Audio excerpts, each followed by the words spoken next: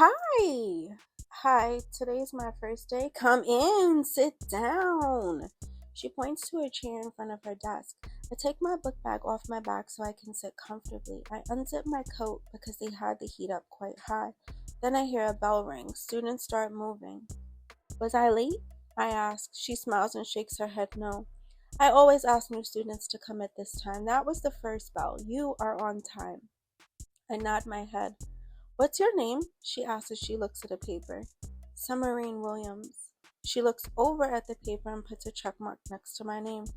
Rayne, I'll be right back to finish explaining the school, give you your schedule, and all the fun stuff, she says in a very chipper tone. She walks into the hallway and I hear her talking to students. She comes back within the next 2 minutes when the late bell rings. Out the hallway, she says as she walks back into the office near me. Her office was between two classrooms. Okay, Summer Rain, welcome to Baisley.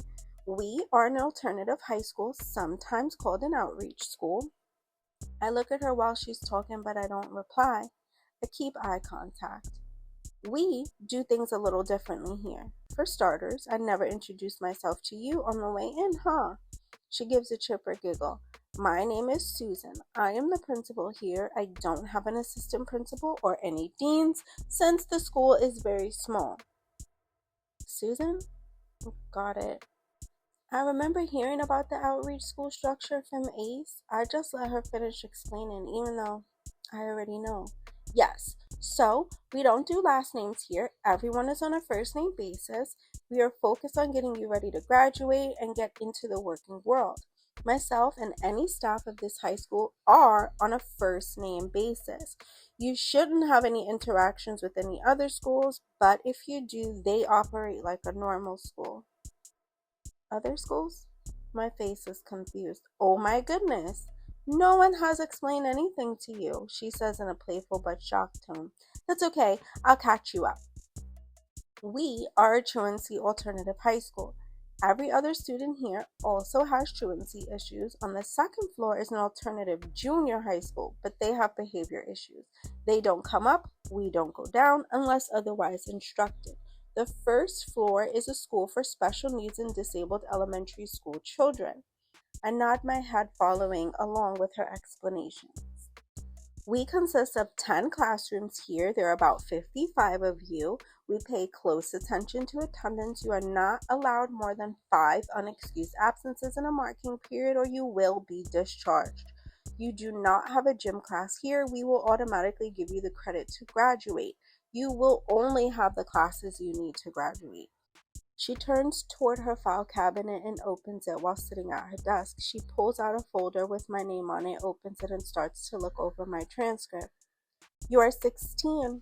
I nod my head. Ah, you're the magician. I give her the confused look. The student from Flushing who passed all her classes with an enormous amount of absences. I was a little shocked she knew, but clearly they have meetings, which is why it took 2 weeks for me to start.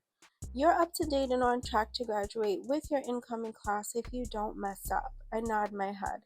You've even passed state tests, Summer. Wow, I'm glad you're here. She takes out my schedule and hands me a copy. You are allowed to leave the building for lunch, but you must be back on time and have already eaten, so plan your time properly. I nod my head. I'm going to walk with you to your first class. It's social studies with Shanti. I have to get used to calling teachers and school staff by their first name. Feels a little weird, to be honest.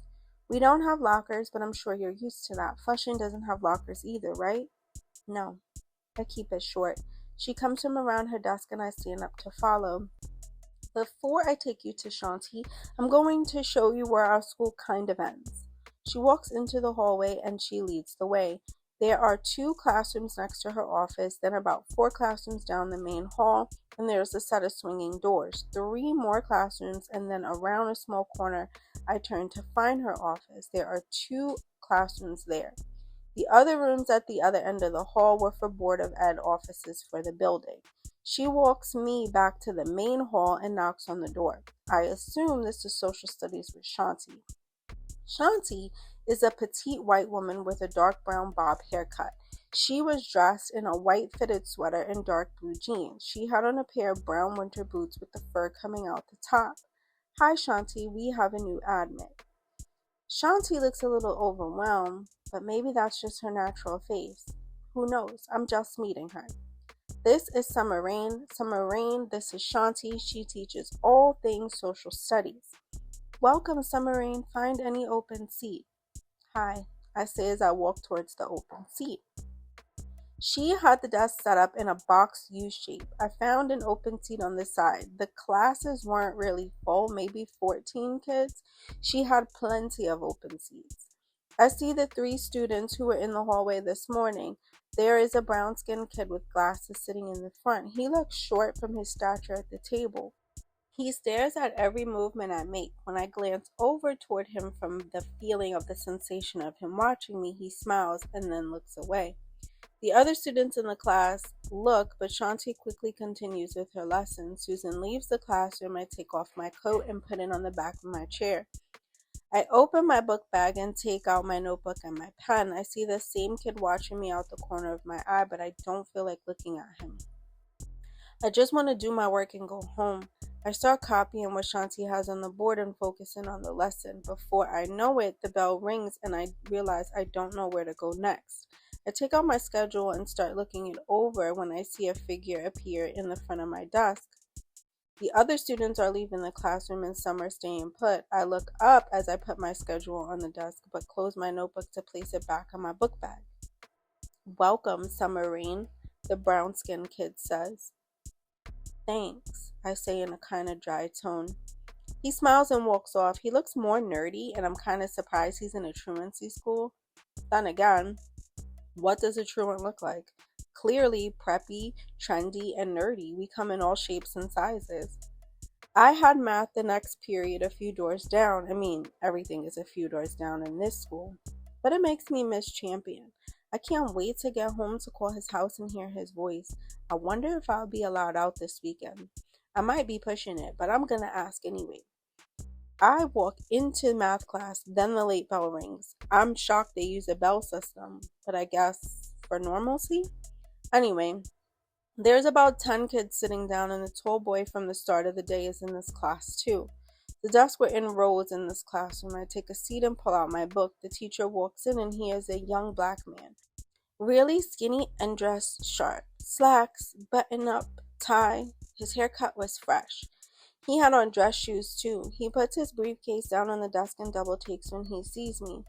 Hey Keith, come hand out these papers to the class for me, he says. The tall boy stands up and comes toward the front to take the paper. The teacher looks through some of the papers on his desk. Summer Rayne, he questions, looking in my direction. I raise my hand to a halfway point. Welcome, I'm Rashad. I'm sorry, I thought you were starting next week. They have a test today. You can take it, but the grade won't count. I just want to see where you are. Okay, I reply in a low tone. Keith places a paper on my desk and then walks back toward the front to give the teacher back the extra papers. I write my name on top of the paper and look over the equations before getting to work. As the bell rings, I go from class to class and I feel positive about the change I need to make. Finally, lunchtime comes and I don't know why. I was excited. I didn't know my way around here. It was cold, so I didn't want to just wander either. I walk into my class I'm going to have after lunch. I figured I'd just sit here. I'll eat when I get home. Summer? I hear as I walk into the class. I look to the left and see a girl from Flushing. I wasn't too friendly with her, but most truants know each other by face, if not name. I start laughing. Dana! I was wondering where you disappeared to. She was a caramel complexion girl around 5'4". She had her hair dyed an auburn color and wore ice blue contacts. Her skin wasn't the best and neither was her attire, but she tried. Yeah, they booted my ass right before school ended. That's crazy. I take an open seat not too far from her, but not with her either. We spoke in school, but we were never a part of the same crew. I won't pretend I want to be buddy-buddy right now either. As I'm getting settled in, I hear someone else walk in the classroom, but I don't bother to look up. I decided to do my homework during lunch. Summer? I hear, and I look up. Oh, wow. This was someone else I would see around a lot, and honestly, I didn't even know he knew my name.